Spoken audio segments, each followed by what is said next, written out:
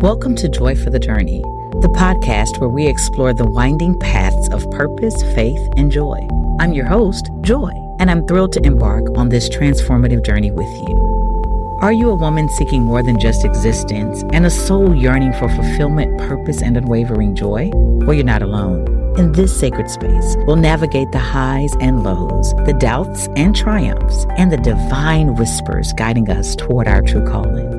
Through candid conversations, inspiring stories, and practical insights, Joy for the Journey is your compass, your confidant, and your catalyst for embracing the abundant life God intends for you. So if you're ready to reclaim your joy, renew your hope, and rediscover the woman God created you to be, join me on this adventure.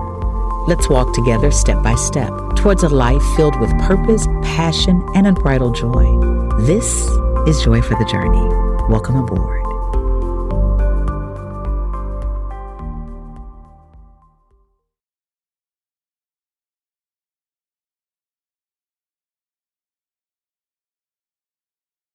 Hi, and welcome to another episode of Joy for the Journey. I'm Joy Jackson, and I'm so glad that we're on this purpose journey together. And I want to just tell you and encourage you, if you are in this purpose journey, if you're trying to identify your purpose, if you're like, Joy, I've been walking in my purpose for a while, this is the place to be because God is so beautiful.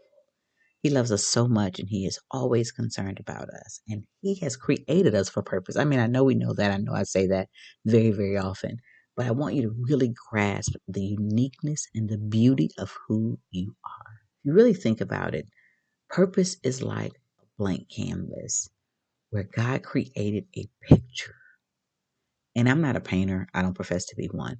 But in the painter's mind is an idea. And the only person that can bring the idea to life is the painter. And it's his or her interpretation of whatever's in their head, but it shows up on a canvas. And when we first look at the images on the canvas, it may just be something small. And we're like, oh, what is that? And then the painter will say, oh, this is this.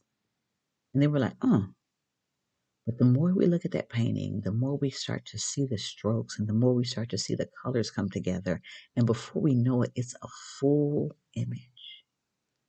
And that's what purpose is just like. It is just like that little bitty dot on the canvas that suddenly begins to expand and become something beautiful and amazing. And I want to remind you that you, friend, are beautiful and amazing. You are God's created vessel. He created you specifically and intentionally. He wove you together with such grace and precision. Oh, think about that. Precision. If you sew, you know how important it is to get the stitches just right. And that's who you are. You are a precise, beautiful, beautifully crafted masterpiece. And the reason I want to say that to you is because the world will take that idea of how special you are from you. We live in a world, a society that focuses on everything else, that focuses on the external, that focuses on what you should be or what you should look like or what you should have or your status. And God is like, listen, if you just really understood who you were in me, if you just really understood how amazingly beautiful and lovely and perfect you are in me, you wouldn't seek those other things. It's funny. Stephen and I have these conversations all the time. We were watching the story of Freak Nick, and on Hulu, we were watching the story of Freak Nick. And he's from that Freaknik era. I'm a little behind it, but he's from that era. And it's so funny because he was saying how people messed up Freaknik. And if you understand the history of it, you'll understand why he said that. And I said, well, I really think men messed it up. And we joked about it. And one of the things I told him was, it's amazing how we as women pursue the validation of men. If men knew the power that they had with giving us confirmation and affirmation and validation, then I think the dynamics will change. And the reason I say that is because we're seeking the wrong thing. And I can tell you this because I have sought the wrong thing. I can tell you this because even in this purpose journey, I've sought validation. I've been waiting for someone to say, "You did it right, Joy." I've been waiting for someone to say, "Go, Joy." I've been waiting for someone to say, "That's it, Joy." I've gotten caught up in likes. I've got caught up in shares. I've got caught up in all of the things that we define as success and greatness, and comparing myself to others and comparing myself to other people's journeys and comparing myself to other people's lives. And maybe some people don't do that, but for those of us who are going to be honest, that's where we struggle. We struggle with trusting God when we're looking at other people, trusting God when we're looking around. And it brought me back to this point, which is why I'm sharing with you that you're it. You are everything you need to be in this moment, in this time, in this season. You have everything you're supposed to have in this moment, in this time, in this season. Your journey is special. Your journey is unique, and your journey is yours. Say that with me. My journey is mine. And the reason I challenge you to say that is because I believe we're in a season where we need to take ownership of our lives, ownership of what God has promised us, ownership of all the things that we know God has given to us. Instead of looking around, instead of expecting something different or something more, we need to learn that whatsoever state we're in, therewith to be content. And I think some people get caught up between the idea of contentment and settlement. And I'm not trying to tell you that you have to settle, but I am saying that you need to learn that there are times in life where you must be content.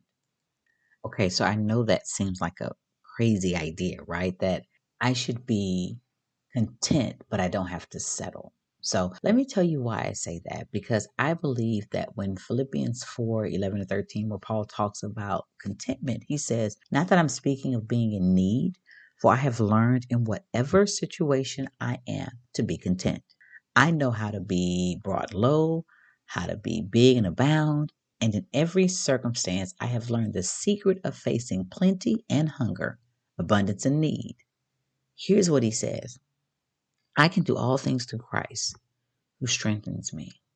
So when he talks about contentment, he's talking from a place of spiritual maturity and understanding, where peace, validation, joy, happiness, all of those things are not dependent on our external circumstances, but more on our relationship with God. What it really means is that when I'm going through life and I'm content, I know that God is giving me the grace and everything I need for that moment. It's about relying on God's power and His presence more than anything or anyone else. So it's really about the eternal when I'm talking about contentment. See, we use the word settling because we're looking at the dynamics of the right now and the tangible things. I'm not settling for this. I'm not allowing myself to stay in this situation. Well, if this is the season where God has you in this situation for an appointed time, then you got to learn to be content, which means if I'm in a season where I'm having health challenges, contentment says, "God, I trust you and I'm going to have peace in this moment." If I'm in a season where my marriage is struggling, contentment says, not to say I don't expect him to get it together. Contentment really says that in this season, though, God, I trust you. In this season, God, I know that you're going to work it out. So I'm going to just have faith and trust, and I'm going to rest. For me, contentment is about resting, because if I don't rest, I don't trust God, because I can easily find ways to try to make things better, make things work. I can find ways to try to get stuff together and figure it out myself, but that's not contentment. Contentment says that I trust God and I know that God will supply all of my needs. I know that God will make a way. I know that God knows the thoughts He thinks toward me. And when I really study who God is and what He has promised me, then there's no way I can't be content. But see, the world has us thinking that we have to always be moving and doing something. So we find ourselves anxious. We find ourselves in a hurry. We find ourselves forgetting how amazing God is and thus how amazing we are. And so it's so easy to forget about that beautiful picture that God has created for you.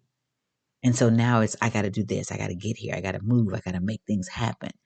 When God is just saying, just let me continue to draw you, to draw your path, to draw your life. Because we recite it all the time, Jeremiah 29:11, for I know the thoughts I think toward you. Think about that. God says, I already know what I have in mind for you. While you're trying to figure it out, I've already got it in my mind, what I have for you. And then he says, thoughts of good.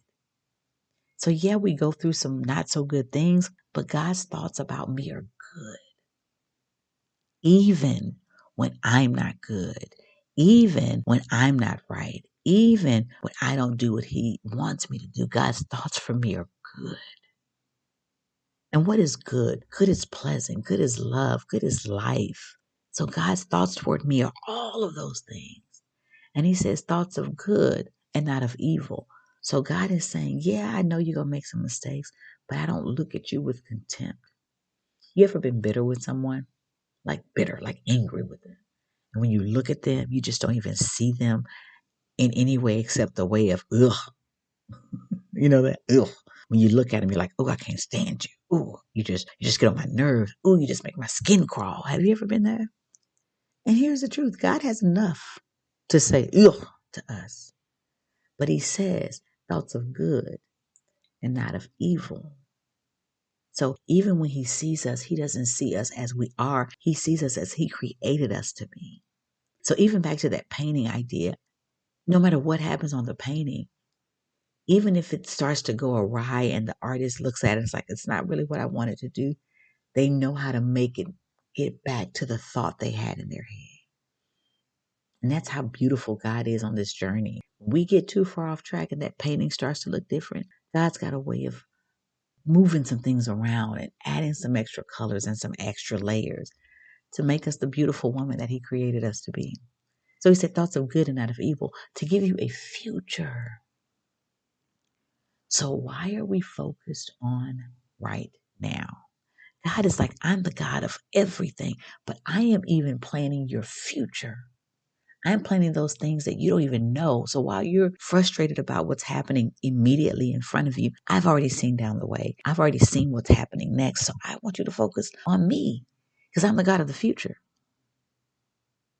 God is so big. God is so omnipresent that he is here and there at the same time. So why wouldn't I trust a God that already knows what's about to happen for my life? It's like a person writing a book. They already know the end because most people tell authors begin with the end in mind. So if God already has my future in his hands, why am I worried about what's happening right now? This is why Paul says I can be content. I can be content because I already know God knows the future. I already know that he's worked out whatever needs to be worked out for my good in the present and in the future. So it's really easy for us to get distracted looking at the right now, but it's like, you know what? This is something I'm going through. This is something that I'm going through. I got to go through this. I got to get through this. So remember that. But he says thoughts to give you a future and a hope. We live in a hopeless world. We live in a hopeless society. We look at hopeless people on the internet. We listen to hopeless friends. We listen to hopeless songs. This is the most, it's so funny. Steve and I always talk about this. This generation of young people have written some of the deepest songs, but God, they're sad. It's like, oh my God, somebody please help these children. They are so sad. But the truth of the matter is, God is hope. Meaning when it looks gloomy, when it looks depressing, when it looks dark, God is hope.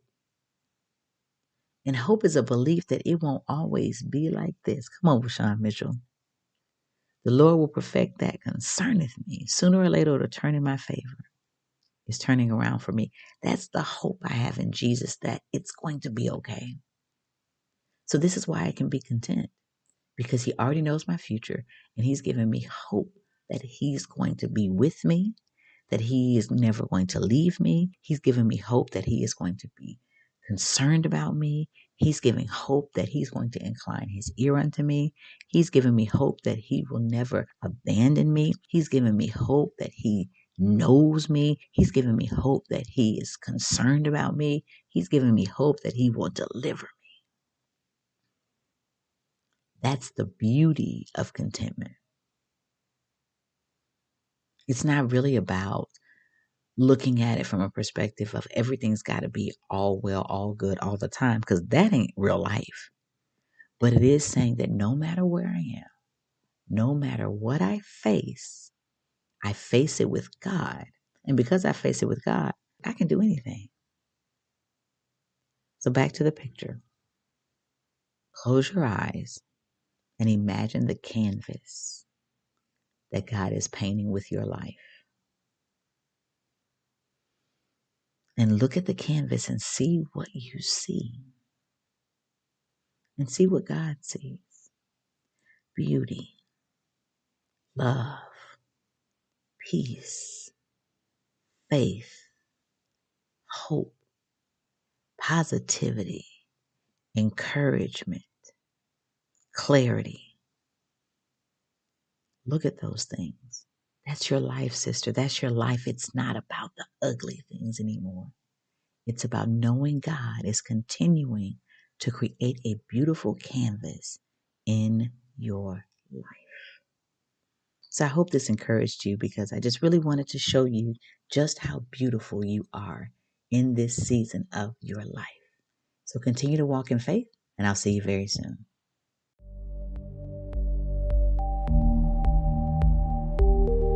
Welcome to Joy for the Journey, the podcast where we explore the winding paths of purpose, faith, and joy. I'm your host, Joy, and I'm thrilled to embark on this transformative journey with you. Are you a woman seeking more than just existence and a soul yearning for fulfillment, purpose, and unwavering joy? Well, you're not alone. In this sacred space, we'll navigate the highs and lows, the doubts and triumphs, and the divine whispers guiding us toward our true calling.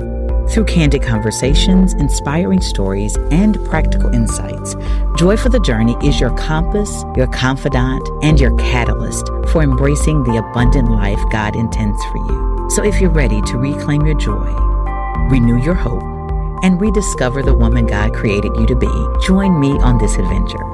Let's walk together step by step towards a life filled with purpose, passion, and unbridled joy. This is Joy for the Journey. Welcome aboard.